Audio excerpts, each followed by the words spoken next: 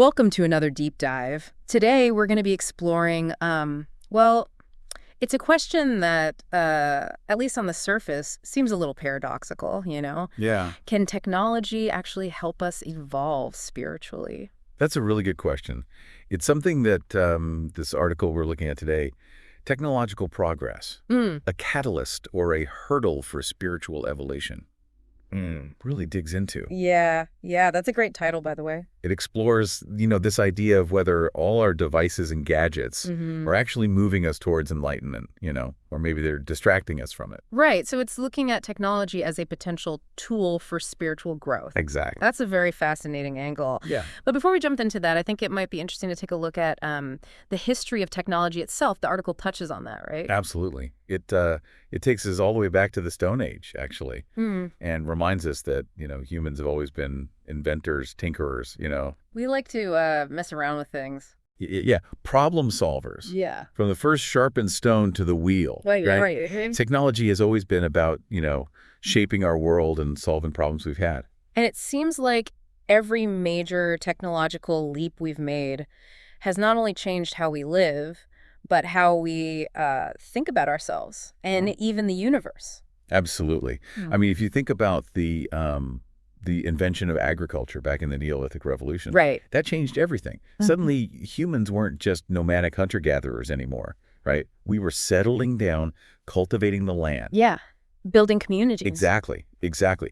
That shift, I mean, it must have had a really deep impact on early humans' spiritual beliefs. So maybe even back then, technology was already kind of intertwined with our spiritual development in a way. Definitely. But the pace of change has obviously accelerated since then. Oh, absolutely. I mean, Yeah. just think about the impact of something like the printing press. Oh. Before that, knowledge was pretty much confined to monasteries and just a few elite circles. But suddenly, after the printing press, information could be spread everywhere. Yeah. I mean, democratized access to knowledge like nothing before. And it's interesting because we're kind of seeing that same sort of democratization happen now with spiritual teachings online. Right? You know, anyone with an internet connection can basically learn about any tradition. Mhm. They can access guided meditations, join virtual communities. Yeah, yeah. It's incredible. It's amazing, right? But it also raises questions about what we gain and what we potentially lose in this digital translation of spirituality. Right. And that's where I think the article's exploration of spiritual evolution becomes so important. Okay, yeah. So let's dive into that a little bit, this whole idea of spiritual evolution. Is this, is it just another way of talking about personal growth, or is there something more specific to it? Well, the article draws a distinction between, biological evolution, which is all about adapting to the environment, and spiritual evolution, Okay, which it defines as this like intentional development of our minds and our spirits okay. towards a higher purpose. So it's not like survival of the fittest in this case. No. It's more about consciously striving for something beyond, our material existence. Yes, exactly. And it's a concept that you can actually find roots of in really ancient philosophies like the great chain of being, which, saw this hierarchy in the universe with spirit at the very top. Ah, yes, the great chain of being. Yeah, I vaguely remember that from some philosophy class years ago. Can you remind us a little what that's all about? Yeah, so it's basically this idea that everything in the universe is, interconnected, but it's ranked Okay. according to its level of complexity and spiritual essence. So at the bottom, you've got rocks and plants, then animals, Right. then humans. And then at the very top, you have pure spirit or divine beings. So it's kind of like a ladder of existence, you could say, right? Yeah. Each rung representing this higher level of consciousness. Yes, exactly. And humans were somewhere in the middle, always trying to climb higher. Precisely. And that's where this idea of spiritual evolution comes in, right? Mm. It's about intentionally working to move up that ladder, to refine our consciousness, Yeah. connect with something greater than ourselves. I'm starting to see how this all connects to the technology question now. Yeah. Because if spiritual evolution is about, transcending the material world, Right? and technology is all about immersing ourselves in the material world, Right. aren't those two forces kind of in opposition to each other? Yeah, that's the tension that the article really explores. Yeah. And it does this by outlining 4 key stages of spiritual evolution. Okay, I'm intrigued. What are these 4 stages? Well, the first stage is self-recognition.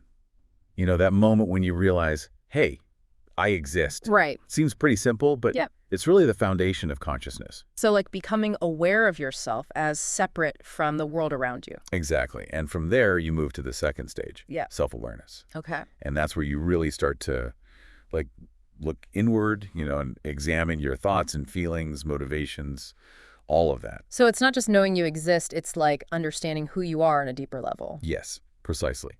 And this is where practices like meditation and introspection become really important Right. because they can help us, peel back those layers of the ego, Yeah. get to the core of our being. That makes sense. It sounds like this stage is all about self-discovery, which, I mean, that's something that a lot of people are seeking, even if they don't think of it in spiritual terms. Absolutely. And it's a stage that, it can take a lifetime to fully navigate. But once we have a solid understanding of ourselves, Right. then we're ready for the third stage, self-awakening. Okay.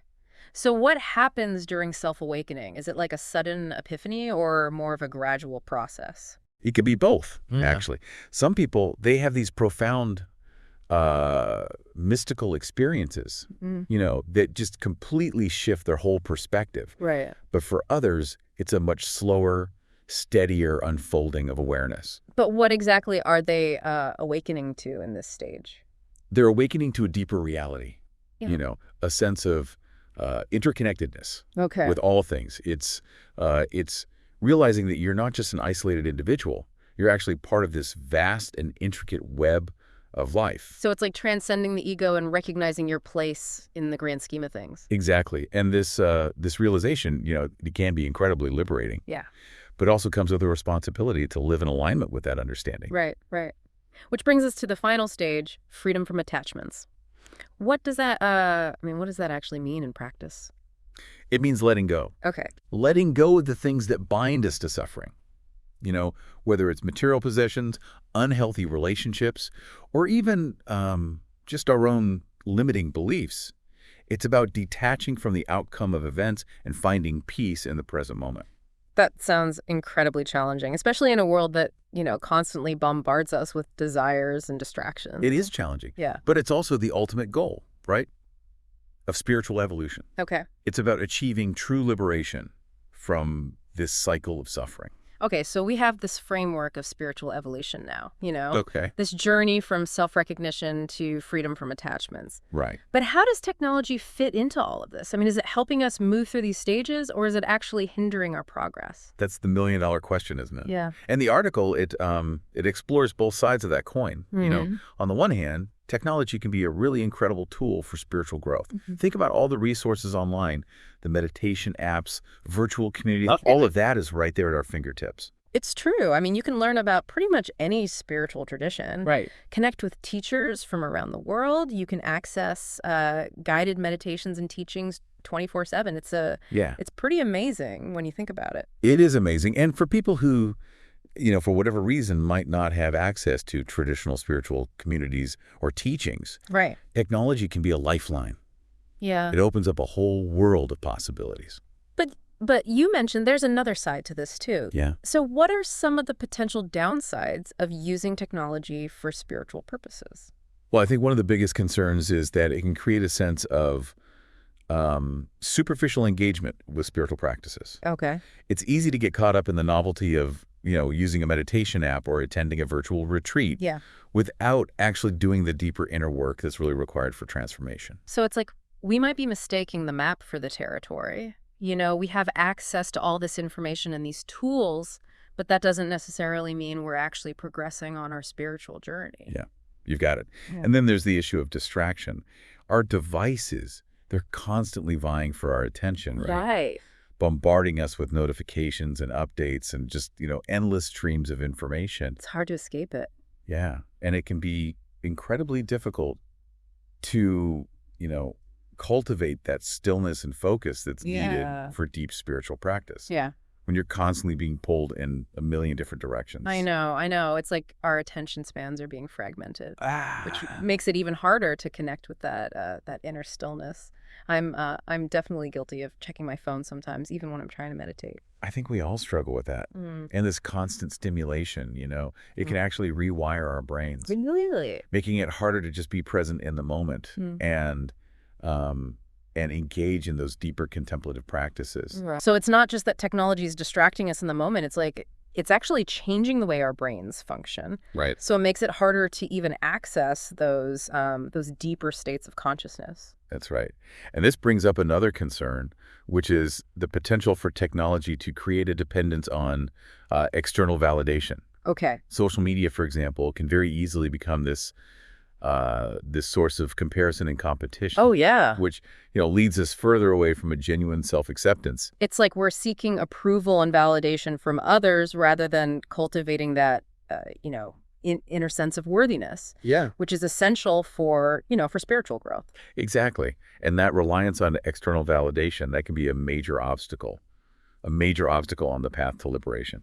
So it seems like technology really presents both opportunities and challenges for spiritual seekers. It can connect us to resources, to community. Right. But it can also distract us, fragment our attention. It can even foster that dependence on external validation.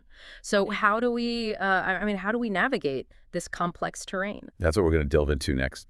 The article, it offers some practical guidance on how to balance, our technological engagement with our spiritual aspirations. Okay, yeah, I'm eager to hear more about that. But before we jump into the practical tips, I'm kind of curious about how technology is actually shaping the way people practice spirituality these days. I mean, we have virtual retreats, online courses, meditation apps. I mean, it's a whole new landscape. It really is. And it's not just about, individual practices. Technology is transforming how spiritual communities function. And how teachings are being disseminated. Right, like those live stream ceremonies and online sanghas you mentioned earlier. Yeah. It's fascinating how technology can bridge geographical divides and create new forms of spiritual connection. It is. Yeah.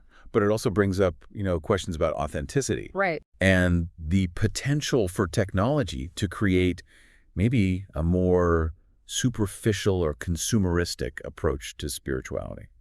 Okay, so let's unpack that a little bit. What are some of the specific ways technology is changing the landscape of spiritual practice? Yeah. And what are the potential pitfalls we need to be aware of? Well, I think one of the most obvious shifts is the rise of online spiritual communities. Right.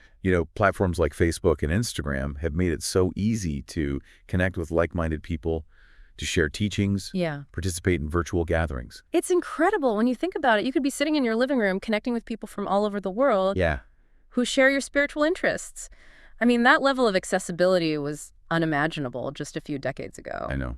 It's really incredible. And for people who live in areas where there aren't strong spiritual communities, or for those who, maybe feel marginalized or excluded from traditional settings. Right. These online spaces can be incredibly valuable. Yeah. But you mentioned the issue of authenticity. Is there a risk that these online communities might lack the depth and intimacy of in-person connections? Yeah, it's definitely something to be mindful of. While these online communities can offer support and connection, it's important to remember that they can also create this sense of anonymity and detachment. Right. And that can make it easier to engage in more superficial interactions or avoid difficult conversations. So it's like anything else. There are benefits and drawbacks. Yeah. It's about using these spaces consciously, not relying on them as a substitute for real world connections. Exactly. And then there's the rise of virtual retreats and online courses. These can be fantastic ways to learn about different spiritual traditions, to access teachings from renowned teachers, and to, deepen your practice. Yeah. I've actually taken a few online meditation courses myself. Oh, yeah? And I found them to be really helpful. It's great to be able to learn at your own pace and to revisit the material whenever you need to.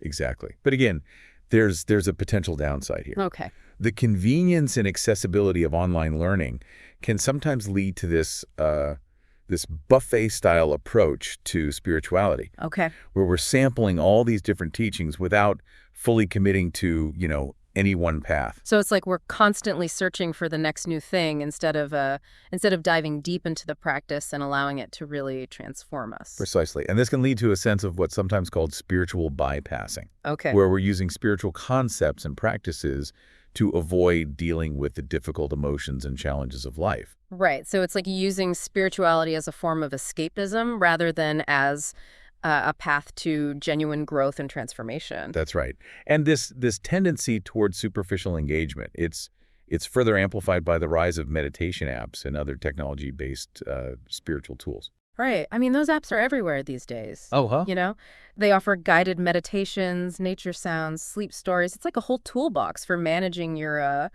mental and emotional well-being. I know. Right. And they can be incredibly helpful for cultivating mindfulness, reducing stress, Yeah. improving sleep quality. Right. But the danger is that we can become reliant on these apps to regulate our emotions and create that sense of calm, Right.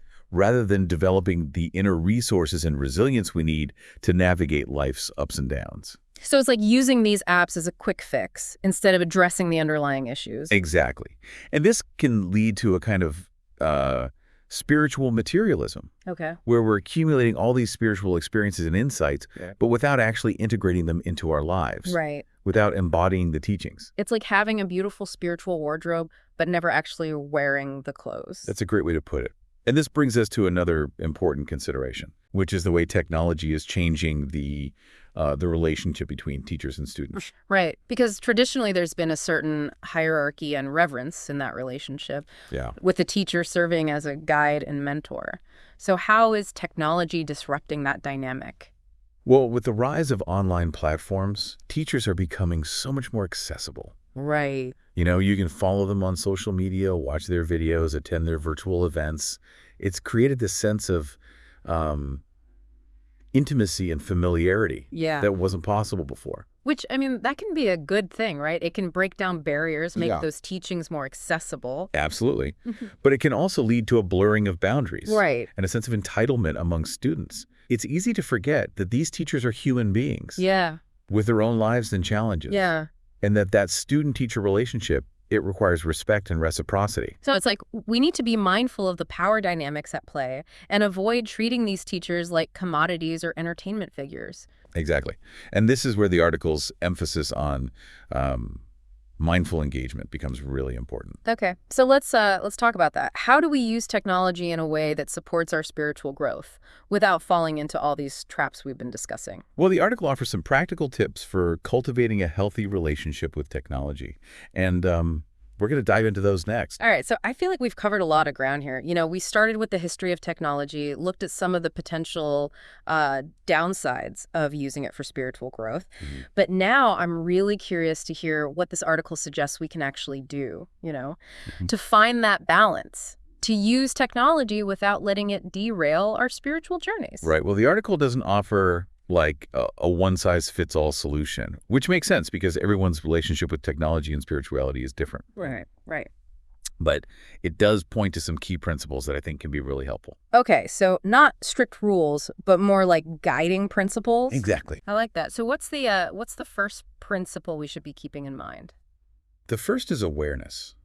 You know, just paying attention to how we're using technology, how it's making us feel, whether it's truly supporting our spiritual goals, or maybe it's actually getting in the way. So taking a step back and honestly assessing our relationship with these devices. Yeah, exactly. Are we using them consciously, or are they using us? Right.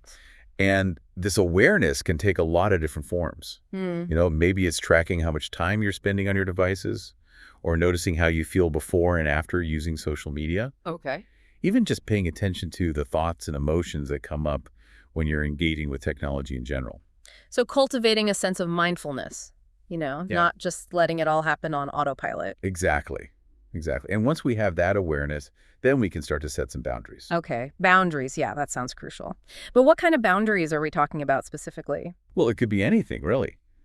You know, from limiting your screen time each day to having certain hours that are tech-free, or even just turning off notifications. Yeah. Or taking, regular digital detoxes. Yeah, I've experimented with digital detoxes in the past, and I have to admit, it is kind of challenging at first, but it's amazing how much clearer my mind feels after just a few days of being unplugged. I hear that from so many people. It's like, you're giving your mind a chance to reset and reconnect with that inner stillness. Yeah. And it also creates space for other activities that nourish our spirits. Yeah. Like spending time in nature, connecting with loved ones, doing something creative. Right. And those are all things that so often get pushed aside when we're constantly plugged in. It's like technology is subtly, crowding out those soul-nourishing activities. It really is. And that's That's exactly why those boundaries are so important. They help us reclaim our time and energy and make sure that we're prioritizing those things that really matter. All right, so we've got awareness, we've got boundaries. What's the third principle the article highlights? The third is intentionality. It's about using technology consciously, purposefully, making sure it's aligned with our spiritual values and aspirations. So instead of just passively consuming whatever comes across our screens, we're being more active about choosing how we're engaging with technology. Exactly. It's about asking yourself, is this app, this website, this social media platform, is it actually helping me grow spiritually, or is it just distracting me from my path? Right, so it's being more discerning about the information that we're taking in, Yeah. the connections that we're making, the ways that we're using technology to support our practices. Exactly. And the article gives a good example of this with a spiritual teacher named Lance Volk. Okay. And he believes that technology can be a really powerful tool for spiritual growth Okay. if it's used wisely. Yeah. And he actually uses social media to share his teachings Interesting. and connect with students all over the world. So he's found a way to integrate technology into his practice without compromising his values. Yes, exactly.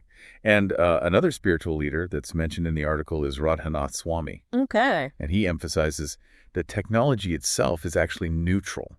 Right. It's our intentions that determine whether it becomes, a force for good or ill in our lives. Yeah, that's a powerful reminder. It's not about the technology itself. It's about how we choose to use it. Exactly. And this leads to the fourth principle, which is discernment. Okay. Recognizing that not all spiritual content or practices that we encounter online are created equal. Right. So we need to be careful about who we're listening to, what information we're trusting, Yes. and what practices we're engaging in. Exactly. It's easy to get swept up in the enthusiasm and the charisma of certain online teachers or communities, but it's important to kind of step back, Right. critically assess their teachings, and just make sure that they align with, your values and your understanding. Right. That's where that critical thinking comes in, right? Yes. We can't just blindly accept everything that we're seeing online. Yeah. We have to be thoughtful and discerning. Absolutely. And this is especially important in the realm of spirituality. There's a lot of misinformation out there Yeah. and potentially harmful practices circulating online. Yeah. It's like anything else, buyer beware. Exactly. You really have to do your due diligence Yeah. and make sure you're not being led astray. Right. And the article gives a great example of this. It talks about the experiences of Czech Christians during the pandemic. Okay. And some of them found that, online services and virtual communities actually helped them stay connected to their faith. Yeah. But others felt like something essential was lost in that digital translation. Right. I mean, there is a certain energy and intimacy that's really hard to replicate through a screen. And I think it highlights the fact that there really is no one-size-fits-all approach here. Exactly. What works for one person might not work for another. That's right. And that's why it's so important to experiment, to try different things, and to just find what resonates with you as an individual. So it's about finding that sweet spot, where technology supports our spiritual growth, but doesn't compromise the authenticity of our practice. You got it. And the article ends with a really thought-provoking question. I think it sums up this whole discussion beautifully. Okay, all right, lay it on me. What's the question? As technology continues to evolve at this incredible pace, what steps can you take to ensure it serves your spiritual journey rather than dictating it? Wow. That really puts the responsibility back on us, doesn't it? We can't just let technology passively shape our lives and our spiritual paths. We have to be active participants, making conscious choices about how we engage with it. Yes, it's about remembering we have agency. Yeah. We're not just helpless bystanders in this technological revolution. Right. We get to choose how we use these tools. Yeah. And ultimately, whether they're helping us move closer to or further away from our spiritual goals. It's a call to action, isn't it? Yeah. To be mindful, intentional, and discerning in our relationship with technology, to use it as a tool for growth, connection, inspiration, rather than letting it become a source of distraction, dependence, spiritual bypassing. Exactly. And it's an ongoing journey. As technology keeps evolving, so will our relationship with it. I think the key is to stay engaged, to keep asking these questions, and to keep refining our approach to make sure that technology remains a force for good. Well, thank you so much for guiding us through this deep dive. I know I'm walking away with a lot to think about and some concrete steps that I can take to make sure that technology is really serving my spiritual journey. I'm so glad to hear that. And just remember, you're not alone in this. Yeah. There are so many resources and communities out there to support you. That's a great reminder. And to all our listeners, thanks for joining us on this deep dive. We hope it's given you some food for thought and inspired you to cultivate a more conscious and intentional relationship with technology. Until next time, keep diving deep.